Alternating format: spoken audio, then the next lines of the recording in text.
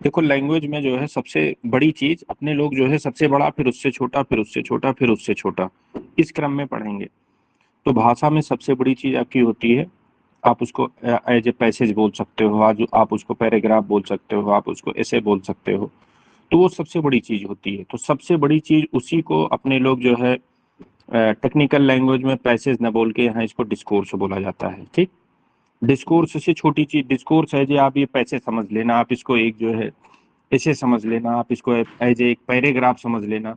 तो अब सिंपल सा दिमाग लगाओ कि पैराग्राफ से फिर जस्ट छोटा क्या होगा, मतलब बहुत नीचे नहीं, पैराग्राफ के बाद जस्ट नंबर किसका आएगा। तो आपको आंसर मिलेगा सिंपल से, जैसे एक पैराग्राफ है तो पैराग्राफ में आपको सेंटेंसेस बहुत ज्यादा मिलेंगे। तो पैराग्राफ से छोटी चीज होगी तो वो होगी आपकी सेंटेंस। ठीक। सेंटेंस से छोटा क्या होगा, तो एक सेंटेंस में कई क्लोज हो सकते हैं, जैसे मान लीजिए वो कॉम्प्लेक्स सेंटेंस हो, कंपाउंड हो, तो उसमें एक सेंटेंस में कई क्लोज हो सकते हैं। सिंपल सेंटेंस रहेगा तो उसमें सिंगल क्लॉज होता है।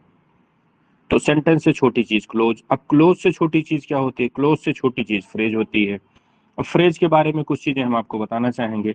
जैसे फ्रेज जो है, फ्रेज का अगर जो डिफिनीशन पूछी जाएगी, तो डिफिनीशन उसकी दो ट्रेडिशन के अकॉर्डिंग टू दो अलग अलग डिफिनीशन हो सकती है। अब जैसे जो ट्रेडिशनल ग्रामेरियन है, कहने का मतलब ट्रेडिशनल ग्रामेरियन, उनको आप एकेडमिक ग्रामेरियन बोल सकते हो, आपके एग्जाम के पॉइंट ऑफ व्यू से उपयोगी आप उसको जो है ज्ञान बोल सकते हैं। तो उसमें ये चीज है कि group of words is called phrase. ठीक।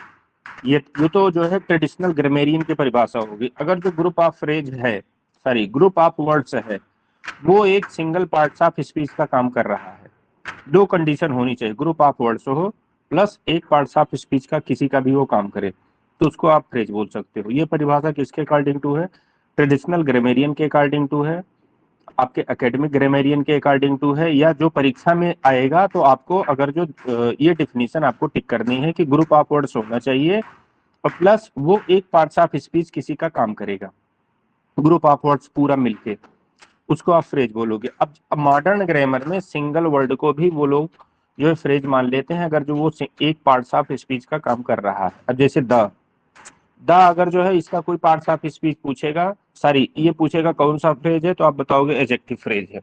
काम किसका कर रहा है, एडजेक्टिव का काम कर रहा है, सिंगल वर्ड है, समझ रहे हैं। तो मॉडर्न ट्रेडिशन में सिंगल वर्ड से भी वो लोग फ्रेज बना लेते हैं, अगर जो वो एक पार्ट्स ऑफ स्पीच का रोल प्ले करने में उसमें क्षमता है तो अब यहाँ से फ्रेज की दो डिफिनेशन हो जाती है। अब परीक्षा में अगर जो दोनों आ जाती है कि एक group of words is called phrase, one word जो है कॉल्ड इज फ्रेज, तो आप एक ग्रुप आपको टिक करेंगे, दोनों साथ में आता है। तो अगर जो दोनों साथ में नहीं आता है तो आपको ये पता होना चाहिए कि सिंगल वर्ड का भी फ्रेज बनता है।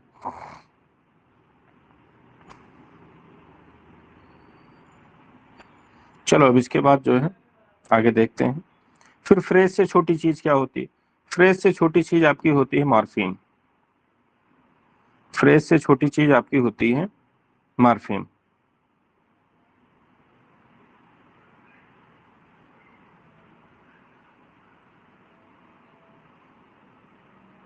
सॉरी, फ्रेज से छोटी चीज तुम्हारी वर्ड होती है। तो वर्ड में क्या होता है, वर्ड में जो है, वर्ड में भी दो टाइप की अब डिफिनीशन शुरू हो गई है। जैसे वर्ड पे जब आप पहुंचेंगे, फ्रेज से छोटे वर्ड पे आएंगे, तो वर्ड में भी एक ट्रेडिशनल ग्रामेरियन है, वो लोग अलग मानते हैं, मॉडर्न अलग मानते हैं। ट्रेडिशनल ग्रामेरियन वर्ड वाली चैप्टर की पढ़ाई को किस नाम से जानते हैं, वो उसको जो है पार्ट्स ऑफ स्पीच के नाम से आप उसका अध्ययन करते हैं। मॉडर्न ग्रामेरियन है वो इसी चैप्टर को वर्ड क्लास के नाम से जो है वो लोग पढ़ते हैं, समझ रहे हैं। तो अब जो ट्रेडिशनल ग्रामेरियन है, मतलब आपके एग्जाम के पॉइंट ऑफ व्यू से या एकेडमिक आप उनको बोल सकते हो, तो उसमें जो है वो लोग आठ पार्ट्स ऑफ स्पीच, कहने का मतलब आपके पास अंग्रेजी में 8 टाइप के वर्ड हैं, 8 टाइप के आपके पास वर्ड हैं। मॉडर्न लोगों ने 2 टाइप के सिर्फ वर्ड बनाए हैं। कौन कौन से, एक ओपन क्लास के वर्ड होते हैं, दूसरे आपके क्लोज क्लास के वर्ड होते हैं। ओपन क्लास के वर्ड आपके वो बोले जाते हैं जिनकी संख्या दिनों दिन बढ़ती जा रही है, क्लोज क्लास के वर्ड वो बोले जाते हैं कि जिनकी संख्या बढ़ नहीं रही है, जितने आज के 10-50 साल पहले थे उतने आज भी हैं। अब जैसे ओपन क्लास में आपका क्या आएगा, तो ओपन क्लास में आपका नाउन आ जाएगा। क्यों, क्योंकि इंस्टाग्राम, फेसबुक, व्हाट्सएप ये सब आज के 10-15 साल पहले ये सब शब्द नहीं थे, अब ये आए हैं, तो ये जो है नाउन की कैटेगरी में गए हैं। फिर अब व्हाट्सअप नाउन भी है, व्हाट्सअप आपका वर्ब भी है।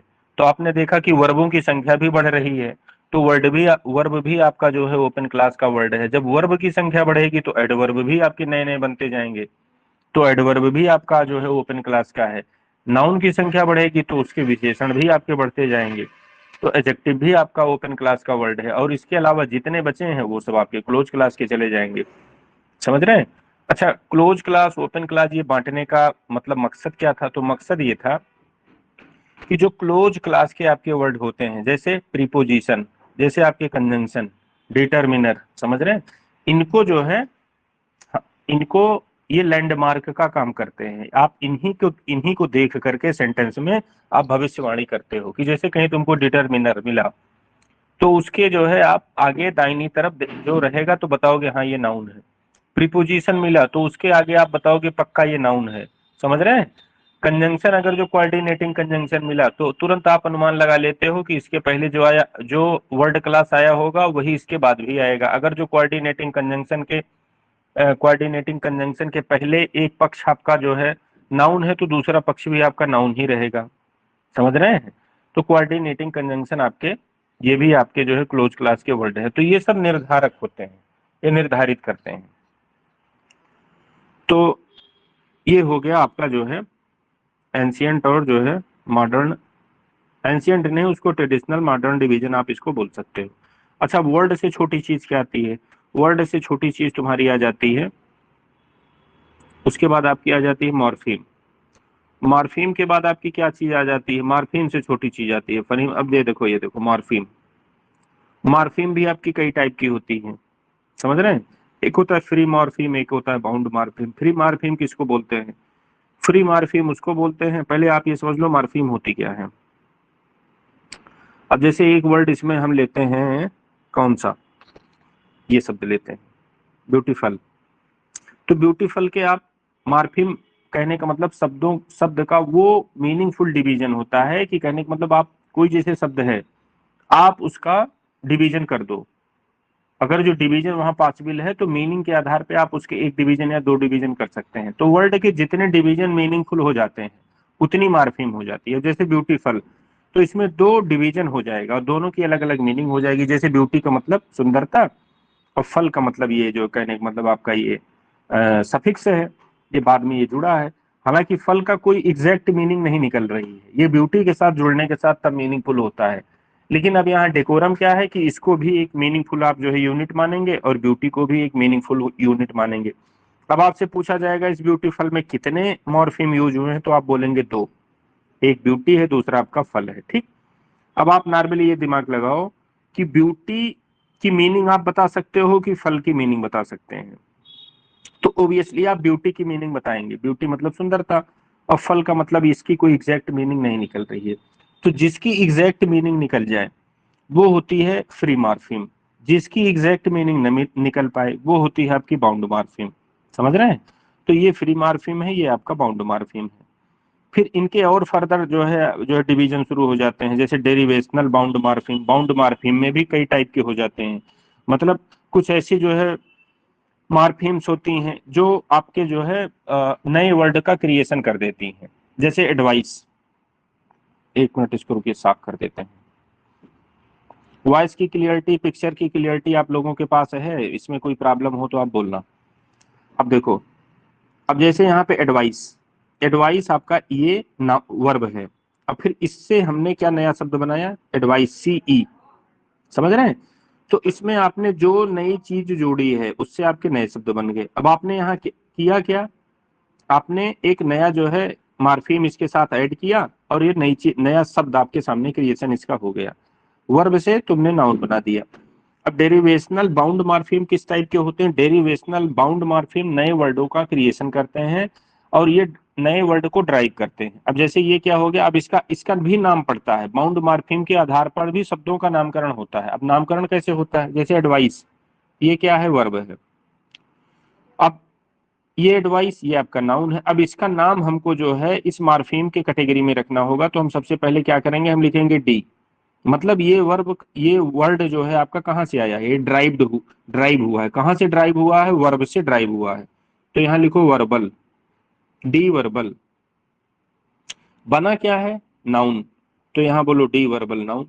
तो अब परीक्षा में ऐसे दिया जाएगा कि ये एडवाइस क्या है, डी वर्बल आपका नाउन है कि डी वर्बल एडजेक्टिव है कि डी वर्बल आपका जो है एडवर्ब है, समझ रहे हैं। तो ऐसे भी दिया रहेगा, तो बस इसका नामकरण करने के लिए बस इतना ध्यान देना है कि इनकी उत्पत्ति कहाँ, और ये दोनों शब्द लिखे रहेंगे तभी आप उत्पत्ति समझेंगे। तो आप ये देखेंगे कि ये एडवाइस ये आपका वर्ब है, तो सबसे पहले डी लिख देना है, फिर उसके बाद आपको वर्ब लिख देना है, वर्ब वर्ब की जगह वर्बल लिख देना है, ठीक। बना क्या, तो अगला आपका बना नाउन, तो यहाँ डी वर्बल नाउन आप लिख दो, समझ रहे हैं।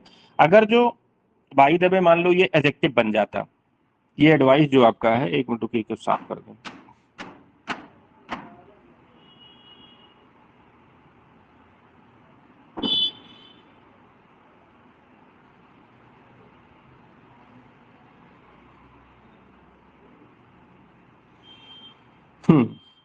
अब जैसे मान लो कोई एक शब्द होता, जैसे इसी को लो ब्यूटी, समझ रहे हैं। नहीं पहले इसी को लो, अभी डेरिवेशनल हमको आप बाउंड मार्फिम हम आपको बता रहे हैं। तो इसमें आप क्या देखेंगे कि अब जैसे मान लो कोई एक ये शब्द होता है, जैसे मान लो ये ब्यूटी ही, ब्यूटी से हमने नया शब्द क्या बना दिया, ब्यूटीफुल। ब्यूटी क्या है, नाउन है, इससे क्या बना, एडजेक्टिव। अब इसका नामकरण आप कैसे करोगे, नामकरण इसका आप ऐसे करेंगे डी, ठीक। उसके बाद जो है ये क्या चीज थी, ये नाउन था, तो डी नॉमिनल, फिर उसके बाद बना क्या, एडजेक्टिव। तो अब इसका नाम क्या पड़ेगा, तो इसका नाम ये पड़ेगा कि डी नॉमिनल एडजेक्टिव। ये इस टाइप का आपका जो है डेरिवेटिव से है, समझ रहे हैं। तो ऐसे इसका हम लोग जो है नामकरण करते हैं। चलो ठीक है, ये इतना आप इसमें समझ गए। इसमें किसी को कोई प्रॉब्लम हो तो आप लोग बताइएगा, शेयर करिएगा कमेंट बॉक्स में या ग्रुप में, जहां भी आपको मौका मिले आप हमारे व्यक्तिगत इनबॉक्स पे भी संपर्क कर सकते हैं। तो आपने ये देखा मार्फिम जो है दो टाइप के होते हैं मोटा मोटी, एक फ्री आपका मार्फिम होता है, दूसरा बाउंड मार्फिम होता है, समझ रहे हैं। फ्री मार्फिम अपना अर्थ दे सकता है, मीनिंगफुल जो है यूनिट होती है। बाउंड मार्फिम मीनिंगफुल यूनिट नहीं होती है, समझ रहे हैं। फिर पार्ट ऑफ बाउंड मार्फिम, बाउंड मार्फिम के आप फर्दर पार्ट करते हैं, कौन सा, डेरिवेशनल बाउंड मार्फिम होता है। डेरिवेशनल बाउंड मार्फिम क्या करता है, नए शब्द बनाता है, नए शब्द बनाता है इंटरनल चेंजिंग करके। जैसे मैं बोलूं ये डेरिवेशनल बाउंड मार्फिम के अंतर्गत चीजें हैं, तो आप क्या समझ लेंगे, इसमें नए शब्द तो बने हैं लेकिन इंटरनल चेंजिंग करके। अब देखो सेकेंडरी डेरिवेटिव्स क्या होते हैं, इसमें ये प्राइमरी डेरिवेटिव्स है। जैसे ये जो है ये डेरिवेशनल बाउंड मार्फिम है लेकिन प्राइमरी वाला, ये कैसा है, ये सेकेंडरी वाला है। सेकेंडरी वाला क्या करता है, सेकेंडरी वाला भी नया शब्द बनाता है लेकिन लास्ट में सफिक्स जोड़ के, समझ रहे हैं। इसमें क्या था, इसमें इंटरनल चेंजिंग हुई थी, ये प्राइमरी डेरिवेटिव है। ये क्या है आपका सेकेंडरी डेरिवेटिव है। सेकेंडरी डेरिवेटिव में आप अलग से शब्द जोड़ते हैं, देखो लास्ट में यह जुड़ा है, ये आपको दिख भी रहेगा। तो सेकेंडरी डेरिवेटिव का ये गुण है, प्राइमरी का ये ऊपर वाला गुण है, उस प्राइमरी वाले का उदाहरण ये है, सेकेंडरी वाले का आपका उदाहरण ये है, समझ रहे हैं। अब एक होता है आपका इनफ्लेक्शनल बाउंड मार्फिम, मतलब बाउंड मार्फिम के भी कई कैटेगरी हैं, एक है डेरिवेशनल बाउंड मार्फिम, दूसरा है आपका इनफ्लेक्शनल बाउंड मार्फिम। अच्छा डेरिवेशनल के भी दो कैटेगरी होती है, डेरिवेशनल में आपकी एक कैटेगरी होती है प्राइमरी प्राइमरी डेरिवेटिव्स, और दूसरा होता है सेकेंडरी डेरिवेटिव्स। तो प्राइमरी डेरिवेटिव्स का उदाहरण ये है, एडवाइस का एडवाइस आपका बन गया, सेकेंडरी डेरिवेटिव का जो है ये उदाहरण है। अब दूसरे आपके मार्फिम क्या होते हैं, इनफ्लेक्शनल बाउंड मार्फिम। इनफ्लेक्शनल बाउंड मार्फिम क्या होते हैं, इन्हीं को हम ग्रामेटिकल जो है मार्फिम भी बोलते हैं, ग्रामेटिकल जो है बाउंड मार्फिम भी आप इनको बोल सकते हो। अब जैसे बॉय का बॉयज, ये बॉयज आपका कोई नया शब्द नहीं है, इसका कोई ग्रामेटिकल क्लास चेंज नहीं है। डिक्शनरी में आप बॉयज की मीनिंग ढूंढेंगे तो फिर दोबारा रेफर कर देगा, बॉय के पास चले जाओ, वही मीनिंग तुमको मिलेगी। या गो का गोज, समझ रहे हैं। तो इसकी मीनिंग जो है वही इसकी मीनिंग है, मीनिंग में कोई परिवर्तन नहीं है, खाली नंबर का जेंडर का यही सब चेंज कर रहा है। तो जो सिर्फ ग्रामेटिकल क्लास में कहने का मतलब सिर्फ ग्रामेटिकल सिचुएशन में चेंज कर दे, जैसे सिंगुलर से प्लूरल कर दे, समझ रहे हैं? तो ये जो ये काम करता है उसी को इन्फ्लेक्शनल बाउंड मार्फिम बोला जाता है, समझ रहे हैं आप इसको। चलो नई चीज देखते हैं।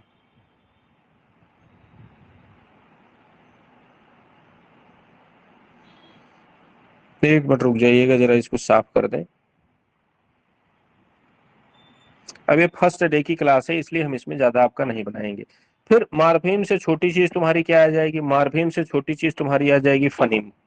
ठीक है, फनीम मतलब क्या होता है, फनीम मतलब होती है साउंड, समझ रहे हैं। मार्फीम का मतलब क्या होता है, मार्फीम का मतलब होता है वर्ड का मीनिंगफुल डिवीजन होना चाहिए। फनीम का मतलब होता है फनीम मार्फीम से भी छोटी होती है, मतलब जितनी साउंड उतने फनीम, समझ रहे हैं। अब यहाँ जैसे टोटल आपके पास इंग्लिश में कितने फनीम है, तो टोटल आपके पास इंग्लिश में 44 फनीम है। 44 फनीम में आपके, अब आप जो है जैसे ये देखो 44 है, 44 में 24 कॉन्सोनेंट फनीम है और उसके बाद आपके 20 जो है वावल फनीम है। फर्दर 20 को भी आप भागों में डिवाइड कर सकते हैं, और उसमें जो है आपके जो है ये 8 दिप्थांश हैं और 12 उसके बाद आपके मोनोप्थांश हैं, समझ रहे हैं।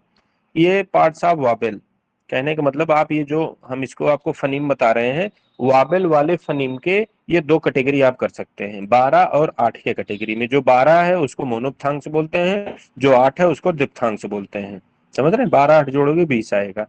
तो टोटल अगर जो आपसे पूछा जाएगा परीक्षा में कि कितने वावेल फनीम आपके पास है, तो आप बोलेंगे आपके पास 20 है। कॉन्सोनेंट कितने हैं, तो कॉन्सोनेंट आप बताओगे 24 है। टोटल कितने हैं, तो टोटल आपके पास 44 है। ठीक है, ये डिवीजन हो गया। दूसरी चीज, अब दोबारा से अपने लोग एक बार फिर से ऊपर जाते हैं, सॉरी, देखो यहाँ यहाँ हमने आपको क्या बताया था कि सबसे पहले क्या है, डिस्कोर्स। तो अब सब जितनी भी चीजें होती हैं सबका अपना उसको मीजरमेंट करना है। जैसे आप ग्रामर सीख रहे हो तो सबका मीजरमेंट करना आपको आना चाहिए। जैसे कपड़ा को आप कैसे नापते हो, आप मीटर से नापते हो कि हाँ 1.2 मीटर ये कपड़े हो गए, ठीक। तो अब ऐसे डिस्कोर्स को भी नापा जाता है। जैसे डिस्कोर्स है, कोई पैसेज दिया गया है, तो आपके दिमाग में आएगा सबसे पहले किस टाइप का पैसेज है, इसमें क्या चीज बताई गई है, समझ रहे हैं। तो पैसेज आपके दो टाइप के भी हो सकते हैं, हो सकता है वो रिटर्न में हो सकता हो आपका ओरल हो। तो यही किस टाइप का है, क्या इसका जो है उद्देश्य है, या इसका जो है मीडियम कौन सा यूज किया गया है, ये बोल करके बताया गया है या लिख करके बताया गया, तो ये इसके मेजरमेंट के तरीके हो गए। जैसे कपड़े को आप मीटर में नापते हो, मीटर से नापते हैं, वैसे आप डिस्कोर्स को इन मानकों पे नापेंगे। अब उसमें सबसे पहले आ जाएगा टिनर।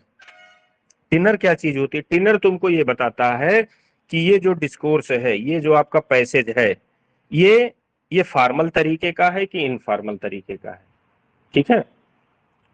तो टिनर आपको बताएगा कि डिस्कोर्स फॉर्मल है कि इनफॉर्मल है, या तो ये डिस्कोर्स फॉर्मल होगा या तो इनफॉर्मल होगा, समझ रहे हैं।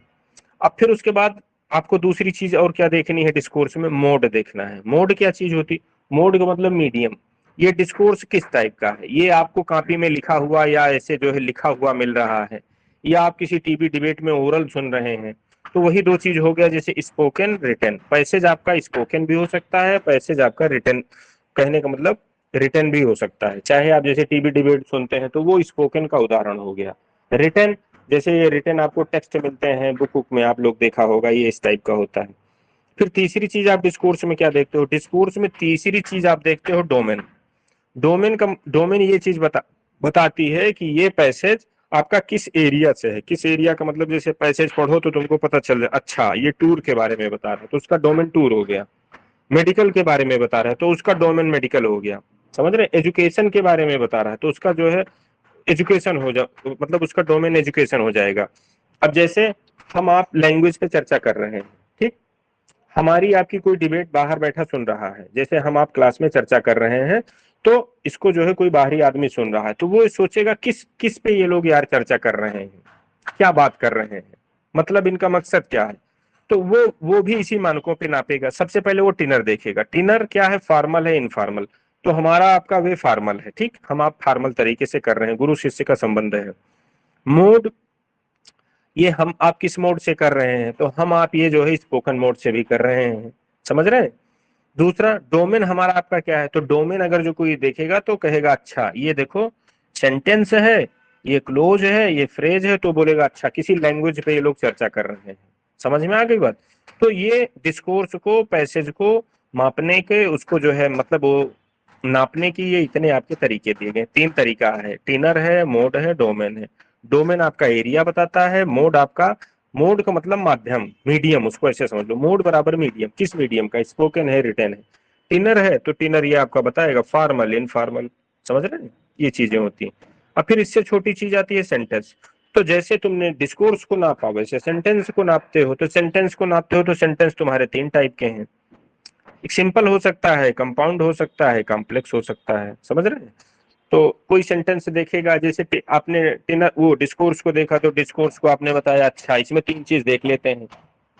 सेंटेंस में देखा तो सेंटेंस में आपके मन में आया, लाओ सेंटेंस चेक कर लेते हैं किस टाइप का है। तो पहला आपने देखा कि उसमें आपको सिंगल क्लोज मिली, मतलब एक फुल स्टॉप से, एक जो है स्टार्टिंग से लेके फुल स्टॉप तक आपको उसमें सिंगल क्लोज मिली, एक क्लोज मिली, तो आप बताओगे सिंपल सेंटेंस है।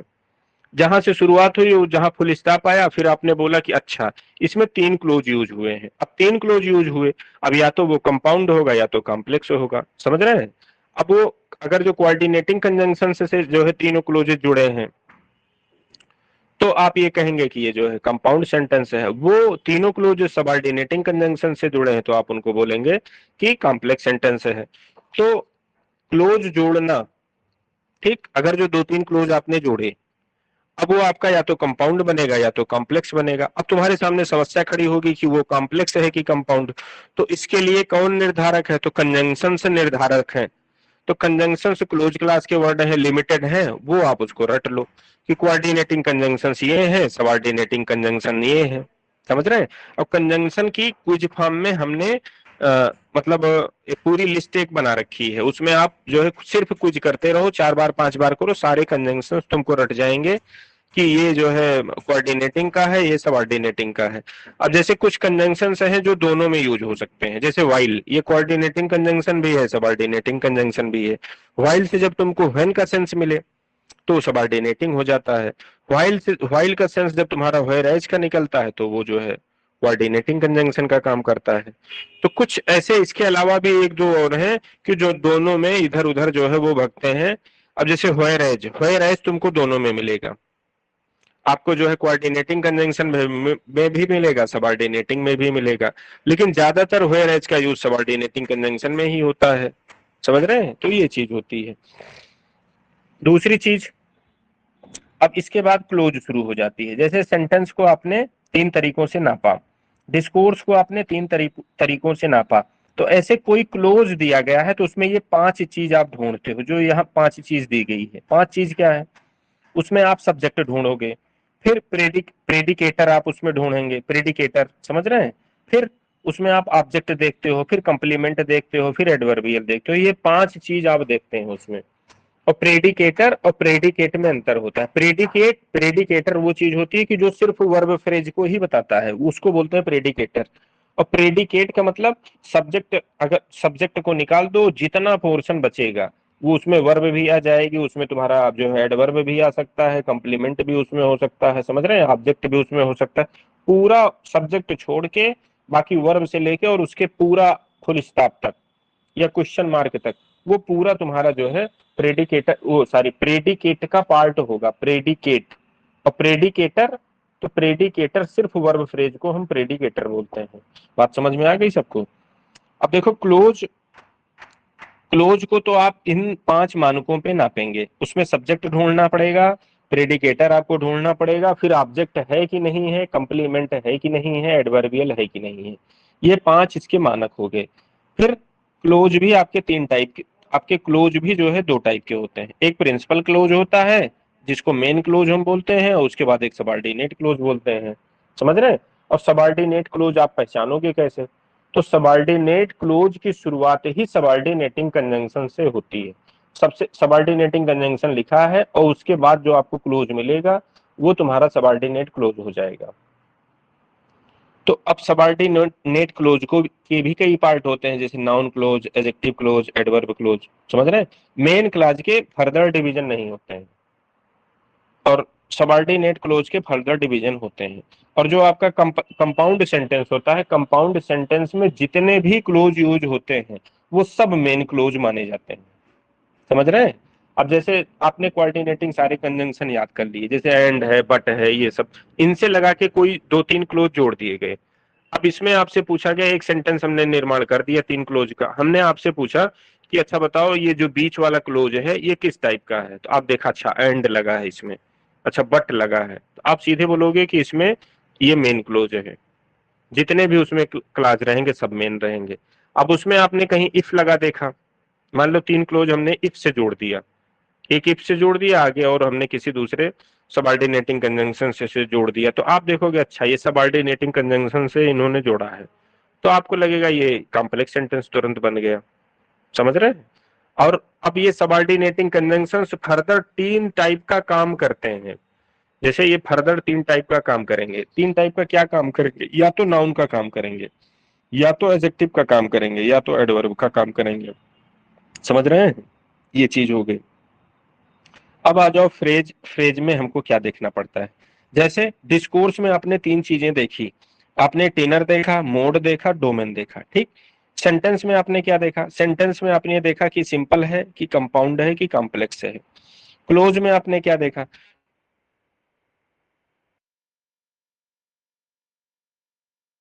एसपीओसी, मतलब आपने उसमें सब देखा, एडवर्बियल देखा, इतनी चीजें आपने देखी। फिर ये इसके फर्दर डिवीजन है। ऐसे फ्रेज में भी आप देखते हो, क्या देखते हो, वो कोई भी फ्रेज रहेगा, मतलब जो 3 फंक्शनल फ्रेज आपके हैं, फंक्शनल फ्रेज 3 कौन से हैं, noun phrase, adjective phrase, adverb adverb phrase, ये 3 फ्रेज आपके फंक्शनल हैं। तो इन तीनों फ्रेजों का एम एच एम निकाला जाता है। एम एच एम का मतलब एम एच एम, इस एम का मतलब मॉडिफायर, इस एम का मतलब मॉडिफायर, और बीच में जो एच लिखा है इसका मतलब होता है हेड वर्ड। समझ रहे? कोई भी फ्रेज रहेगा, वो अगर जो नाउन फ्रेज है, एडजेक्टिव है, एडवर्ब है, तो उसमें 3 चीजें तुमको मिलेंगी। आप उसमें हेड वर्ड देख सकते हैं। अब जैसे नाउन फ्रेज, नाउन फ्रेज का हेड नाउन ही होगा, एडजेक्टिव फ्रेज का हेड एडजेक्टिव ही होगा, और एडवर्ब फ्रेज का हेड एडवर्ब ही होता है। समझ रहे हैं? अब जैसे एडवर्ब दिया गया तो एडवर्ब का भी मॉडिफायर होता है, तो वो फिर जो है अब उसको जो है आप एम बोलेंगे। तो एक फ्रेज में मॉडिफायर एक से ज्यादा भी हो सकते हैं, या जीरो भी हो सकता है, पहले वाले भी हो सकते हैं, बाद वाले भी हो सकते हैं, जो प्री मॉडिफायर और एक पोस्ट मॉडिफायर। एक मिनट जरा, हम तुमको प्री और पोस्ट में थोड़ा अंतर हम आपको बता रहे हैं।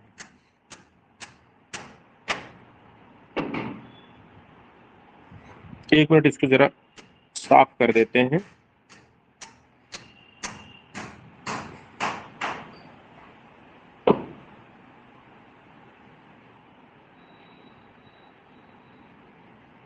बहुत गंदा हो गया था, हमने कहा इसको साफ कर दें।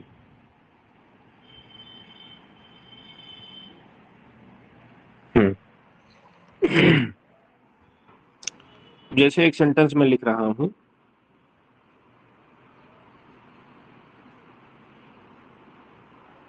The book of Ram is white, ठीक।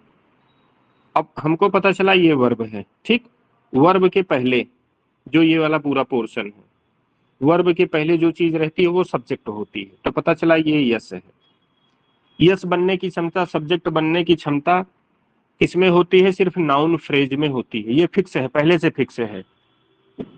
तो अब ये नाउन फ्रेज, जब नाउन फ्रेज है तो इसमें एमएचएम होगा, एम एच एम, ये चीज होगी, ठीक। अब हमने क्या बताया था, नाउन फ्रेज का हेड क्या होता है, नाउन ही होता है।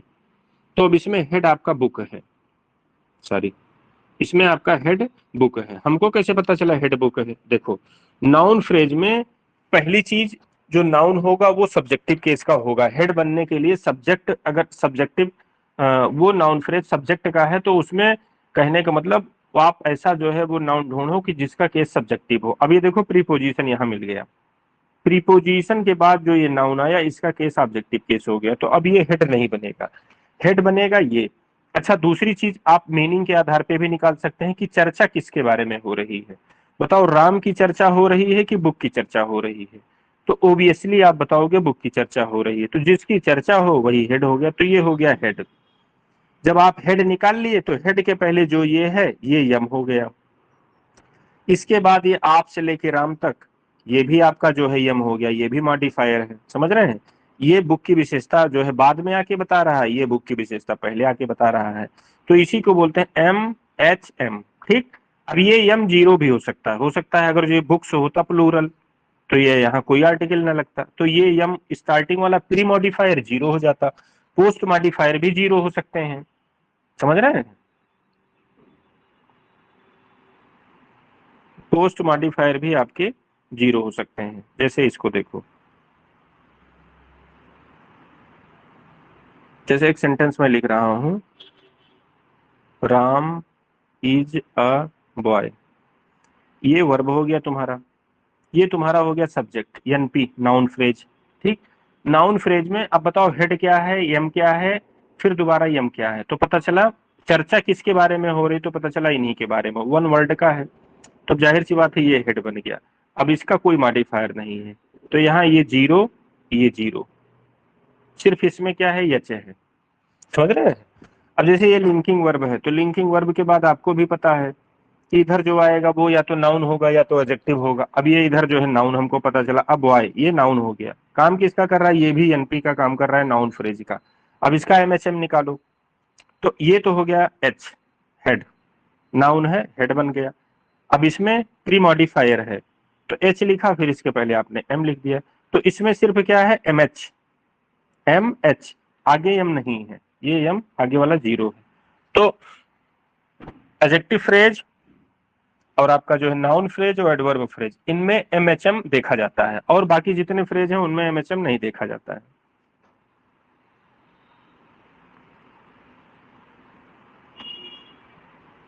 चलिए आगे देखते हैं।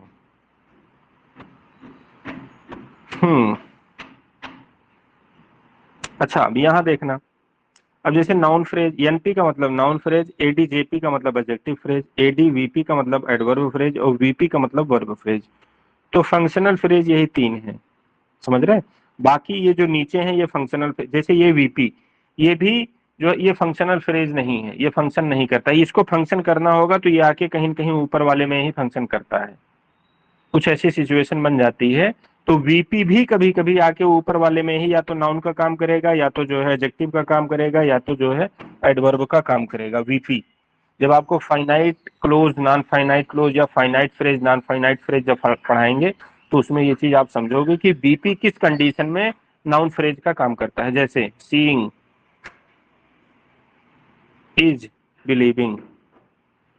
अब ये देखो नाउन, नाउन का काम कर रहा है, सब्जेक्ट का काम कर रहा है, लेकिन वर्ब से बना है। तो अब ये इसको आप, एक वर्ब यहाँ पे यूज हुई है, समझ रहे हैं, और मीनिंग, मीनिंग वाली वर्ब है, इसमें मीनिंग है, तो अब ये बीपी एक बन गया, मतलब अब ये मेन वर्ब का काम कर रहा है। ये फाइनाइट है कि नॉन फाइनाइट, तो पता चला इसमें टेंस नहीं है, नॉन फाइनाइट। तो अब इसमें क्या होगा, ये इसको तुम बीपी बोल सकते हो, बीपी। अब बताओ ये बीपी काम क्या कर रही है, ये बीपी सब्जेक्ट का काम कर रही है, और सब्जेक्ट बनने की क्षमता किसमें है, सिर्फ नाउन फ्रेज में है। तो यहाँ यही बीपी इस नाउन फ्रेज का फंक्शन कर रही है, बात समझ रहे हैं? इसीलिए हमने बोला कि बीपी फंक्शनल फ्रेज नहीं है, इसके नीचे जितने हैं वो फंक्शनल फ्रेज नहीं है। चाहे तुम्हारा बीपी हुआ, चाहे आगे वाली जितनी भी चीजें हैं, वो फंक्शनल फ्रेज आपका नहीं। चलो कुछ अगली चीज और देख लो आप। अब देखो पीपी, पीपी का मतलब होता है प्रीपोजिशनल फ्रेज। प्रीपोजिशनल फ्रेज क्या हो जाएगा, जैसे Ram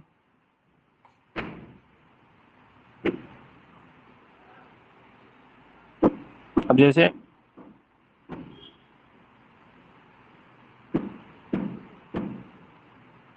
the book of Ram is white. Prepositional phrase आप पहचानोगे कैसे, ये सिर्फ चेहरे से देख के आप पहचान सकते हैं। प्रीपोजिशन और प्लस इसके बाद नाउन, ये इतना मिलके प्रीपोजिशनल फ्रेज का निर्माण कर देता है। ठीक, अब जैसे द बुक इज व्हाइट, कौन सी बुक, ऑफ राम, राम की बुक। तो ये जो ऑफ राम है इस बुक के बारे में बता रहा है, तो अब ये इस बुक के बारे में ये बता रहा है, तो अब इसको बताने के कारण ये नाउन के बारे में जब कोई चीज बताएगी तो ये एडजेक्टिव का काम करेगी। अब ये देखो यम हो गया, ये आपका यच हो गया, ये फिर यम का काम कर रहा है। ये प्रीपोजिशनल फ्रेज है, प्रीपोजिशन प्लस नाउन, इसको प्रीपोजिशनल फ्रेज बोला जाएगा। ये प्रीपोजिशनल फ्रेज काम किसका कर रही है, तो काम पता चला एडजेक्टिव फ्रेज का काम कर रही है। क्यों, क्योंकि ये बुक तुम्हारा नाउन और नाउन के बारे में विशेषता बता रही है। तो पहली चीज ये फ्रेज ठीक।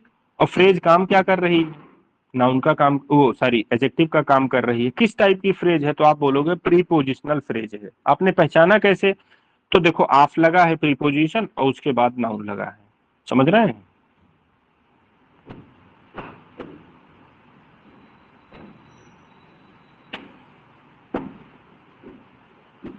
जीपी क्या होता है, जीपी का मतलब होता है जेनेटिव फ्रेज। जेनेटिव फ्रेज क्या चीज होती है, कोई भी नाउन लिखना, जैसे रामज, रामज,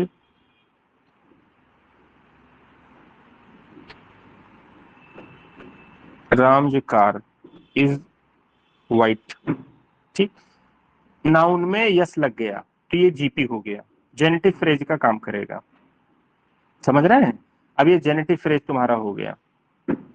किसी भी नाउन में एपोस्ट्रॉफी यस या यस आप एपोस्ट्रॉफी यस या सिंगल एपोस्ट्रॉफी आप लगा, उसका वो जेनेटिव उसका फ्रेज हो, पॉजेसिव उसका जो है केस बन जाता है।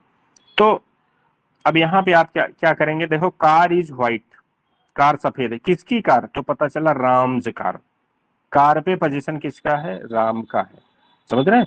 अब इसका केस पॉजेसिव हो गया, समझ रहे हैं। तो इसी को बोलते हैं जीपी, जेनेटिव फ्रेज। ये जो है इतना बड़ा ये चीज जो है बन के फ्रेज का निर्माण कर रही है। किस फ्रेज का निर्माण कर रही है, तो पता, अब ये जैसे ये जीपी किस चीज का फंक्शन कर रही है, तो हमने बताया फंक्शनल फ्रेज तुम्हारे तीन ही होते हैं, या तो वो नाउन का काम करेगा, या तो एडजेक्टिव का काम करेगा, या तो एडवर्ब का काम करेगा। अब बताओ ये राम्स किसके बारे में बता रहा है, तो पता चला इनके बारे में बता रहा है। कार के बारे में बता, किसकी कार, तो पता चला राम की कार। तो ये एडजेक्टिव फ्रेज का काम कर रहा है कि नहीं कर रहा है, ये जीपी एडजेक्टिव फ्रेज का काम कर रहा है। तो ये फ्रेज में आप इसको जो है इतना तक देखें। अब ये आगे का जो जैसे वर्ड वर्ड क्लास में जो ओपन क्लास वर्ड जो है क्लोज क्लास, ये अगली वीडियो में इसको जो है हम करेंगे, इसको इतना तक ही रखते हैं, ठीक है। और अभी मतलब ये वीडियो एंड होने के बाद इसी पे तुरंत हम इसका नाम डाल देंगे कि ये कहाँ से कहाँ तक कवर करता है, जिससे आपको ढूंढने में फर्दर कोई प्रॉब्लम ना हो। ठीक है, इसको यहीं स्टॉप करते हैं, थैंक्स।